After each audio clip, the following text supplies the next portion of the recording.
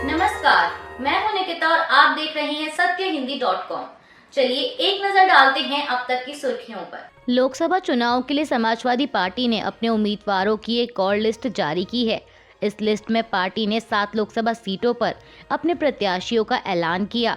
List के मुताबिक फूलपुर से अमरनाथ मौर्य, जौनपुर से बाबू सिंह कुशवाहा, डुमरियागंज से भीष्म शंकर कुशल तिवारी, संत कबीरनगर से लक्ष्मीकांत उर्फ पप्पू निषाद, सलेमपुर से रमाशंकर राजभर, मछली शहर से प्रिया सरोज और श्रावस्ती से बसपा से निष्कासित सांसद राम शिरोमणि वर्मा को टिकट दिया गया है। बीजेपी के घोषणा पत्र पर विपक्ष लगातार हमले बोल रहा है और अब इसी कड़ी में आम आदमी पार्टी नेता आतिशी ने भी बीजेपी पर निशाना साधा है। आतिशी ने आरोप लगाया कि सिलेंडर का दाम 300 रुपए से 1200 रुपए पहुंच गया, डीजल का दाम 55 रुपए से 90 रुपए, पेट्रोल का दाम 75 रुपए से 100 रुपए पहुंच गया। आज देश के हर परिवार को घर चलाने में परेशानी हो रही है। किसान के पास फसल बेचने का तरीका नहीं है, आय बढ़ाने का तरीका नहीं है, बच्चों के लिए स्कूल नहीं है, नागरिकों के पास स्वास्थ्य की सेवा नहीं है। आप नेता ने आगे कहा कि ये घोषणा पत्र नहीं, जुमला पत्र है। बीजेपी के घोषणा पत्र पर कांग्रेस महासचिव प्रियंका गांधी ने भी निशाना साधा है। उन्होंने एक्स पर लिखा कि भाजपा का संकल्प पत्र तो दिखावा है, इनका असली मैनिफेस्टो है। संविधान बदलो पत्र, गली गली राज्य दर राज्य भाजपा के नेता, भाजपा के प्रत्याशी संविधान बदलो पत्र लेकर घूम रहे हैं और भाषणों में बाबा साहेब के संविधान को बदलने की बात कर रहे हैं। प्रियंका गांधी ने कहा कि याद रखिए, देश विरोधी, समाज विरोधी, लोकतंत्र विरोधी ये सारे षड्यंत्र बीजेपी पहले नीचे से ही शुरू करती है। शुरुआत में सबसे ऊपर के नेता पब्लिक के सामने संविधान की कस्में खाएंगे, मगर रात में संविधान को खत्म करने की पटकथा लिखते हैं और बाद में पूरी सत्ता पाने पर संविधान पर हमला करेंगे। उन्होंने कहा कि बाबा साहेब का संविधान भारत की आत्मा है। हमारा संविधान देश के करोड़ों लोगों को सम्मान से जीवन जीने का हक देता है। संविधान लोकतंत्र के केंद्र में आम आवाम को रखता है। इसलिए आज हम सबको एकजुट होकर भाजपा के संविधान बदलो मिशन को खारिज करना होगा और डंके की चोट पर कहना होगा कि देश संविधान से चलेगा और हम सब संविधान बदलने की मंशा रखने वालों को मिलकर हराएंगे। बीजेपी के घोषणा पत्र पर कांग्रेस नेता राहुल गांधी ने तंज कसते हुए कहा कि भाजपा के मैनिफेस्टो और नरेंद्र मोदी के भाषण से 2 शब्द गायब हैं, महंगाई और बेरोजगारी। उन्होंने एक्स पर लिखा कि लोगों के जीवन से जुड़े सबसे अहम मुद्दों पर भाजपा चर्चा तक नहीं करना चाहती, लेकिन इंडिया का प्लान बिल्कुल स्पष्ट है। 30 लाख पदों पर भर्ती और हर शिक्षित युवा को 1 लाख की पक्की नौकरी। राहुल गांधी ने कहा कि युवा इस बार मोदी के झांसे में नहीं आने वाला। अब वो कांग्रेस का हाथ मजबूत कर देश में रोजगार क्रांति लाएगा। बीजेपी के लिए चुनाव प्रचार में जुटे प्रधानमंत्री मोदी आज रविवार को मध्य प्रदेश के होशंगाबाद पहुंचे। यहां उन्होंने एक चुनावी रैली को संबोधित करते हुए विपक्षी गठबंधन इंडिया पर जमकर निशाना साधा। उन्होंने कहा कि इंडिया गठबंधन की एक पार्टी है जिसने अपने घोषणा पत्र में परमाणु हथियारों को नष्ट करने का वादा किया है। इंडिया गठबंधन की घातक सोच है और वैसे ही उनका घातक घोषणा पत्र है। प्रधानमंत्री मोदी ने कहा कि गठबंधन के दलों के घोषणा पत्र में एक से बढ़कर एक खतरनाक वादे हैं।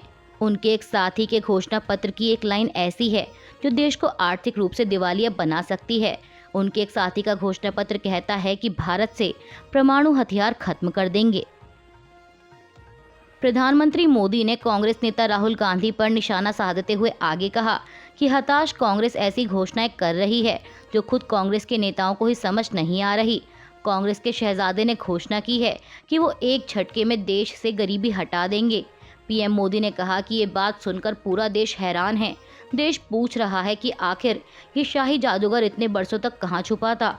50 साल पहले इनकी दादी ने भारत से गरीबी हटाने की घोषणा की थी। 2014 से पहले 10 साल तक इन्होंने रिमोट से सरकार चलाई और कह रहे हैं कि अब बस इनको झटके वाला मंत्र मिल ही गया है। प्रधानमंत्री ने कहा कि ऐसे दावे करते हैं तभी ये देश भर में हंसी के पात्र बने हुए हैं। बिहार की सारण लोकसभा सीट इन दिनों काफी चर्चा में बनी हुई है, जहां इस सीट पर बीजेपी की तरफ से पार्टी के बड़े नेता राजीव प्रताप रूडी मैदान में हैं, तो वहीं आरजेडी की ओर से लालू प्रसाद यादव की बेटी रोहिणी आचार्य उम्मीदवार हैं।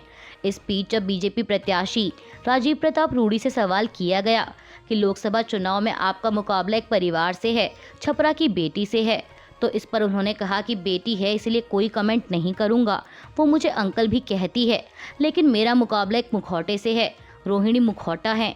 जब उनसे ये पूछा गया कि आपकी लड़ाई मुखौटे से है, तो इस पर रूडी ने कहा कि हाँ, सारा देश जानता है कि राजीव प्रताप रूडी की लड़ाई लालू प्रसाद यादव से है। सलमान खान के घर पर फायरिंग की जिम्मेदारी जेल में बंद गैंगस्टर लॉरेंस बिश्नोई के भाई अनमोल बिश्नोई ने ली है। मीडिया रिपोर्ट्स के मुताबिक लॉरेंस का भाई अनमोल अमेरिका में मौजूद है। उसने एक सोशल मीडिया पोस्ट के जरिए सलमान के घर के बाहर हुई फायरिंग का जिम्मा लिया है और साथ ही कहा है कि सलमान, हमने ये हमला तुम्हें सिर्फ ट्रेलर दिखाने के लिए किया था, ये हमारी पहली और आखिरी वार्निंग है। पोस्ट में लिखा गया है कि हम अमन चाहते हैं, जुल्म के खिलाफ फैसला अगर जंग से हो तो जंग ही सही। सलमान खान, हमने ये तुम्हें सिर्फ ट्रेलर दिखाने के लिए किया है ताकि तुम समझ जाओ हमारी ताकत को और मत परखो। यह पहली और आखिरी वार्निंग है, इसके बाद गोलियां खाली घर पर नहीं चलेंगी। पोस्ट में आगे कहा गया कि तुमने दाऊद इब्राहिम और छोटा शकील को भगवान मान रखा है, बाकी ज़्यादा बोलने की हमें आदत नहीं है। Lawrence Bishnoi group, Goldy Brar group. अभिनेता सलमान खान के बांद्रा स्थित घर के बाहर आज सुबह करीब 5 बजे 2 अज्ञात लोगों ने फायरिंग की है। मीडिया रिपोर्ट्स के मुताबिक बाइक पर सवार अज्ञात व्यक्ति हवा में गोली चलाकर फरार हो गए। पुलिस को 3 राउंड फायरिंग की जानकारी मिली है। मुंबई पुलिस की क्राइम ब्रांच और फॉरेंसिक टीम जांच के लिए मौके पर मौजूद हैं। सलमान खान के घर के बाहर हुई फायरिंग को लेकर शिवसेना यूबीटी नेता संजय सिंह ने राज्य सरकार पर निशाना साधा है। उन्होंने समाचार एजेंसी एएनआई से बात करते हुए कहा कि पूरा पुलिस बल उनकी सुरक्षा के लिए मौजूद है। गृह मंत्री राजनीति में व्यस्त हैं, लेकिन मुंबई की पुलिस तो राजनीति नहीं कर रही ना, कि वो भी उनके पीछे पीछे राजनीति कर रहे हैं।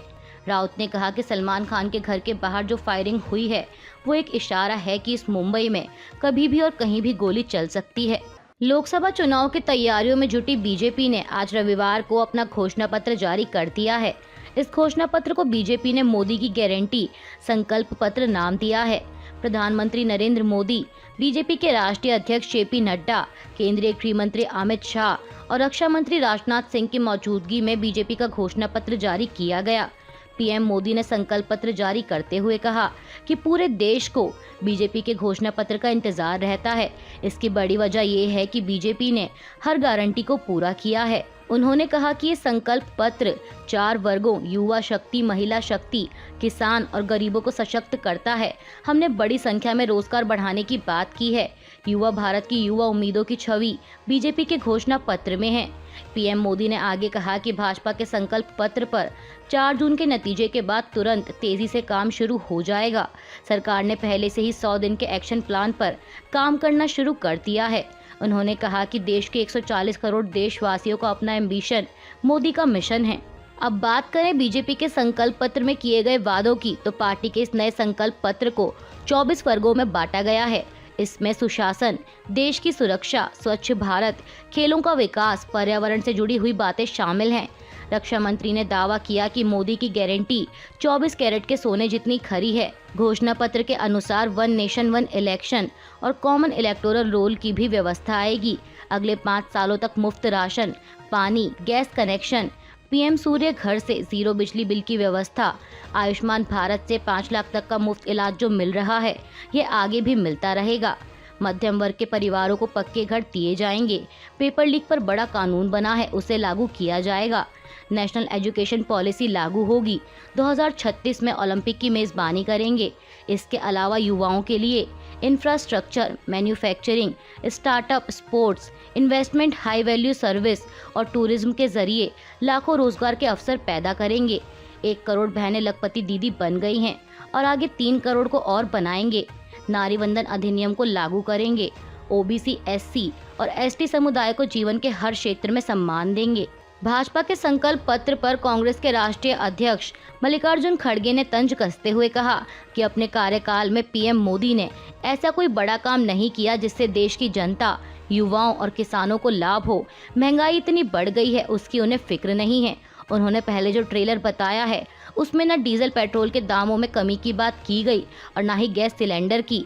इससे साबित होता है कि उनके पास लोगों को देने के लिए कुछ खास नहीं है। खड़गे ने आगे कहा कि कांग्रेस फूड सिक्योरिटी एक्ट लाई।